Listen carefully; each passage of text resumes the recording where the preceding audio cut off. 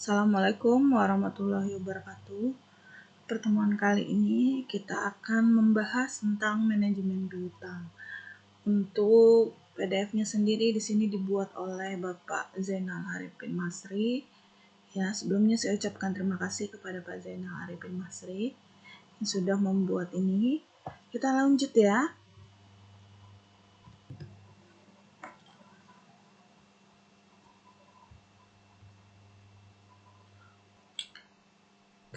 Seperti yang kita tahu, perusahaan merupakan tempat melakukan kegiatan tertentu dengan dukungan semua faktor-faktor produksi. Faktor produksi yang dimaksud adalah seluruh sumber daya yang digunakan untuk melakukan suatu aktivitas produksi. Misalnya, manusia, kemudian bahan baku, modal, kemudian keahlian, dan lain-lain. Nah, setiap perusahaan dalam melakukan kegiatan haruslah didukung oleh harta, baik harta lancar, harta tetap, berwujud maupun tidak berwujud. Nah, dalam kondisi persaingan seperti saat ini, kita tahu setiap perusahaan dituntut untuk mempunyai strategi yang dapat mempertahankan keberadaannya. Dari satu sisi, perusahaan memang menginginkan penjualan atas produk yang diproduksinya dapat terjual dengan tunai, sehingga dapat secara langsung menerima kas. Tapi, kalau perusahaan senantiasa memberlakukan penjualan produknya secara tunai, maka akan menyebabkan pelanggan akan mencari perusahaan lain yang menggunakan strategi penjualan kredit yang menangguhkan dalam penerimaan uang tunai. Nah, dalam kondisi tersebut, dengan sendirinya, setiap perusahaan akan menetapkan strategi dengan penjualan kredit dengan tujuan untuk dapat memperluas pasar dan meningkatkan volume penjualan, sehingga pada akhirnya dapat meningkatkan perolehan laba perusahaan. Nah, ini menurut Hariawan tahun 2016 ya. Jadi, kalau misalnya kita tahu seperti yang sudah pernah saya jelaskan sebelumnya ya, biasanya kalau di perusahaan-perusahaan itu ya, perusahaan antar perusahaan itu maunya dia tidak tunai, tapi apa? Maunya itu adalah kredit, penjualannya secara kredit. Nah, jadi seperti itu. Nah, dengan kebijakan penjualan kredit tersebut akan berpengaruh terhadap modal kerja perusahaan. Artinya, perusahaan yang memiliki jumlah penjualan kredit yang besar, maka akan memperbesar proporsi investasi perusahaan dalam piutang. Dengan besarnya piutang perusahaan, maka perusahaan juga akan dihadapkan pada resiko yang besar dalam penagihan piutang pada saat jatuh tempo. Misalnya, resiko keterlambatan pembayaran pada saat jatuh tempo, bahkan adanya resiko tidak tertagihnya piutang tersebut. Namun, sekalipun dengan resiko yang kemungkinan terjadi, perusahaan harus tetap menerapkan strategi penjualan kredit. Maka, untuk meminimalisasi kemungkinan resiko tersebut, perusahaan dituntut memiliki kebijakan yang tepat dalam pengelolaan piutangnya. Ya, kebijakan dalam pengelolaan piutang merupakan salah satu usaha yang penting bagi perusahaan yang melakukan penjualan produknya secara kredit. Tujuannya agar piutang yang diakibatkan oleh penjualan kredit tersebut dapat berjalan sesuai dengan ketentuan yang telah disepakati bersama antara perusahaan dengan konsumennya. Jangan sampai pertumbuhan piutangnya lebih tinggi ketimbang penjualan kreditnya. Perusahaan harus dapat menyeimbangkan di antara keduanya, ini yang paling penting ya. Nah, dari uraian tersebut ya, yang tadi saya sebutkan, itu bisa kita simpulkan manajemen piutang yang baik sangat diperlukan dalam perusahaan agar dapat meminimalisasi resiko yang kemungkinan terjadi akibat dari penjualan kredit. Ya. Nah, kalau misalnya memang kemarin sudah pernah dibahas, kita membahas anggaran kas ya.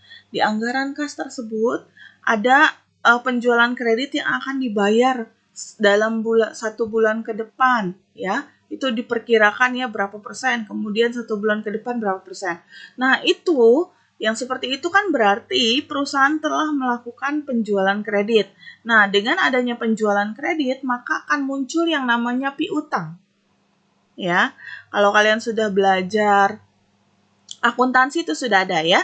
Jadi kalau misalnya dijual secara kredit, ya, berarti kasnya debitnya itu adalah piutang, kreditnya itu adalah penjualan. Ya, kalau misalnya di perusahaan jasa berarti pendapatan jasa. Ya, seperti itu. Nah, kalau misalnya memang ini ya, kalau misalnya pembelian secara kredit ya, kita membeli secara kredit, itu berarti kan kemarin kalau belajar akuntansi jurnalnya adalah pembelian ya pada hutang usaha seperti itu atau hutang dagang ya. Seperti itu. Nah, jadi di sini kita akan membahas bagaimana memanage piutang agar lebih tepatnya ya di sini kita akan memanage memperkirakan apakah manajemen untuk kita melakukan piutang itu layak atau tidak. Seperti itu ya. Nah, kita mulai dari piutangnya terlebih dahulu. Piutang adalah kas uang perusahaan yang ada pada pihak lain yang timbul karena adanya penjualan kredit. Ini sudah jelas ya. Uang perusahaan yang ada di pihak lain artinya apa? Uang perusahaan itu dalam bentuk barang, produk yang seharusnya dibayar kalau misalnya penjualan tunai ya. Yang timbul karena adanya penjualan kredit. Ini. Kebijakan penjualan kredit dilakukan untuk menaikkan penjualan yang pada akhirnya meningkatkan laba. Ini kebijakannya.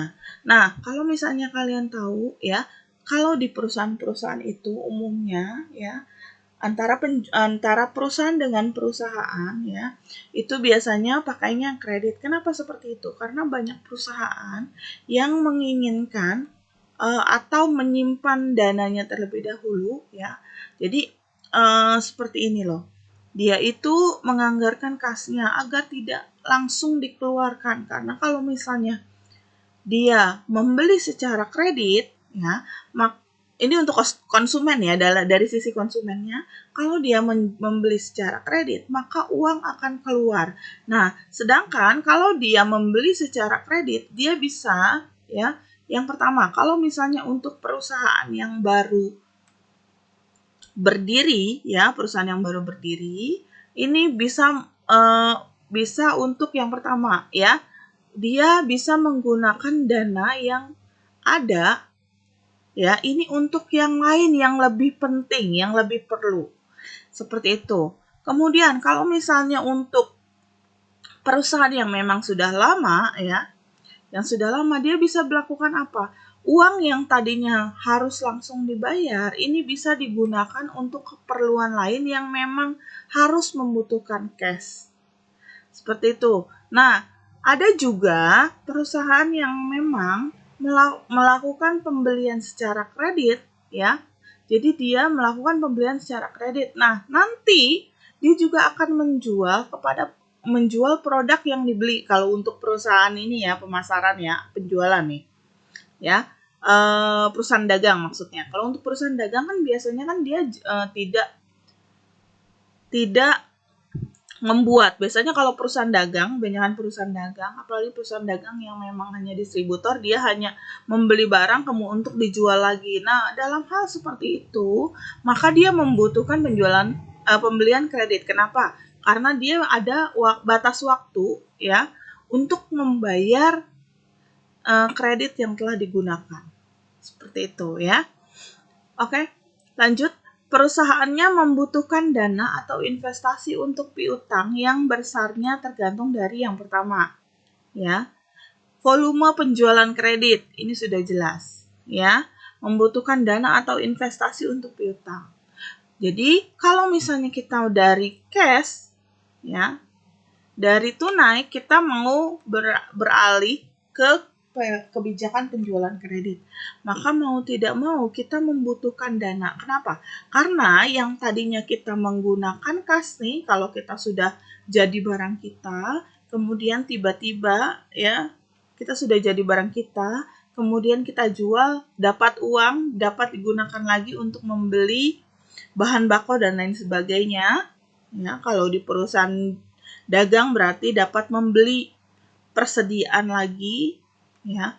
Tapi kalau misalnya di penjualan kredit kan kita tidak langsung dapat uangnya. Maka kita perlu dana atau investasi untuk piutang tersebut. Nah, dana atau investasi untuk piutang tersebut besarnya tergantung dari volume penjualan kredit. Nah, kita perlu perkirakan volume penjualan kredit setelah adanya kebijakan penjualan kredit itu bagaimana. Kemudian yang kedua ada yang namanya syarat-syarat pembayaran.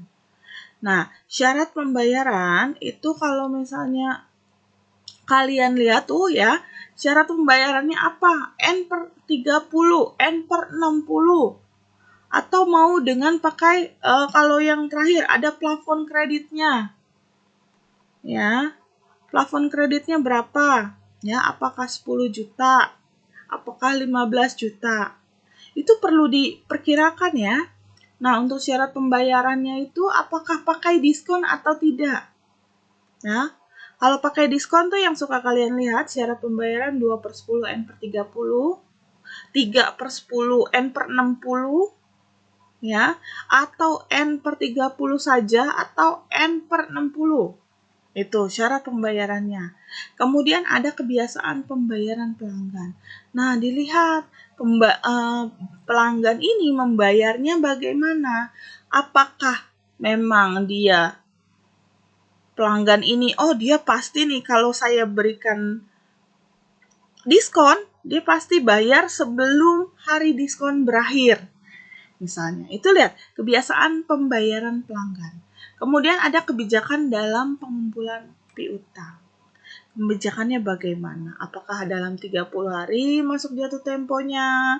Kemudian dilihat nanti apakah kalau di akuntansi kan umumnya ya, kalau misalnya dalam case N per 30, dalam hal ini jatuh temponya adalah 30 hari. Kalau misalnya sudah 60 hari tidak dibayar, biasanya akan dimasukkan ke cadangan piutang tak tertagih. Tapi kalau misalnya memang sudah lama sekali ya, dia biasanya akan dimasukkan terus ya. Tapi kalau dimasukkan ke dalam piutang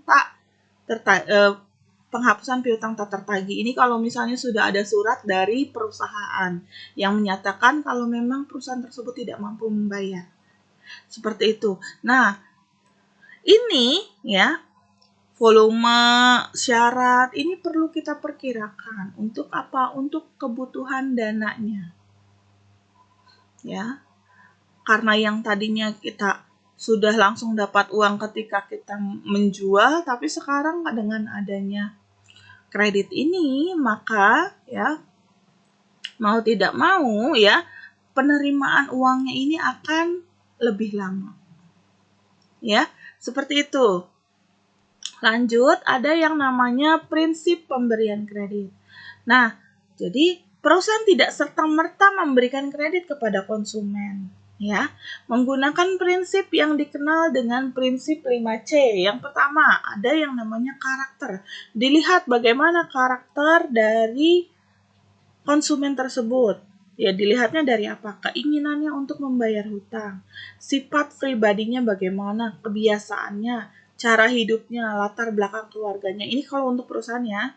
Kalau untuk orang pribadi ya, kalau misalnya untuk perusahaan berarti dilihat perusahaannya bagaimana, ya, bayar utangnya itu baik atau tidak, ya, maksudnya bayar utangnya itu beruntun atau tidak, konsisten atau tidak, seperti itu. Kemudian ada yang kedua, ada yang namanya capacity, kemampuan calon nasabah untuk membayar hutangnya. Pendidikan, pengalaman, penghasilan. Ini kapasitinya. Kemampuannya bagaimana dilihat. Ya, kalau misalnya sekarang itu umumnya ada juga perusahaan yang meminta gimana sih ini kan perusahaan itu kalau antar perusahaannya, misalnya contohnya kita sewa mesin, contoh ya kalau di perusahaan sewa mesin fotokopi. Di situ tulisannya ya, batas waktu jatuh temponya adalah 14 hari. Nah, dilihat apakah memang perusahaan tersebut mampu membayar atau tidak.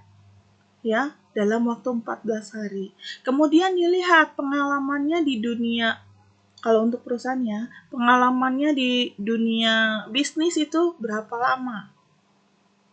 Ya, itu untuk capacity. Kemudian ada kapital. Kita lihat kekayaan pelanggannya.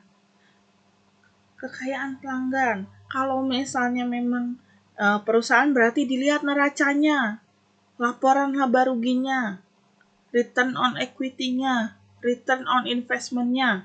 Ini perlu dilihat. Yang keempat ada yang namanya kolateral atau jaminan. Aset yang bisa disita bila pelanggan tidak bisa membayar hutang. Ini juga perlu dilihat. Kemudian ada kondisi perekonomian dan juga prospek usaha. Nah, ini juga kalau sekarang mungkin memang banyak juga yang ditahan untuk pemberian kreditnya karena kita tahu kondisi perekonomian sekarang itu sedang kurang baik ya. Tapi kalau sudah melihat 4 yang di atas, ini kalau misalnya ada beberapa perusahaan juga yang memang masih memberikan kredit kepada konsumennya. Seperti itu ya, apabila memang perusahaan itu memang sudah bonafit ya. Tapi harap kalian ingat, perusahaan semakin besar itu dia biasanya tidak cash tapi hutang atau kredit ya. Jadi kalau perusahaan besar itu umumnya memberikan kredit dan juga dia itu menerima kredit. Jadi kalau di perusahaan-perusahaan jarang sekali itu yang pakai cash ya. Kecuali untuk biaya-biaya yang memang diperlukan cash. Ya. Seperti itu misalnya seperti pembayaran biaya parkir itu sudah jelas cash. Tapi itu sudah jelas tanggalnya tanggal berapa. Ya, seperti itu ya kalau di perusahaan-perusahaan. Kita lanjut. Nah, di sini ada efisiensi piutang. Ada 2 alat ukur untuk mengukur efisiensi piutang. Yang pertama yaitu ada perputaran piutang.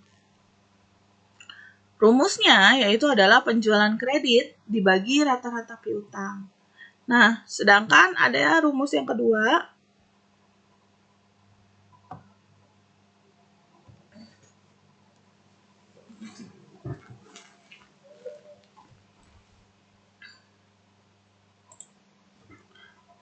Rumus yang kedua ada periode pengumpulan piutang dengan rumus yaitu rata-rata piutang dikali 360 dibagi dengan penjualan kredit.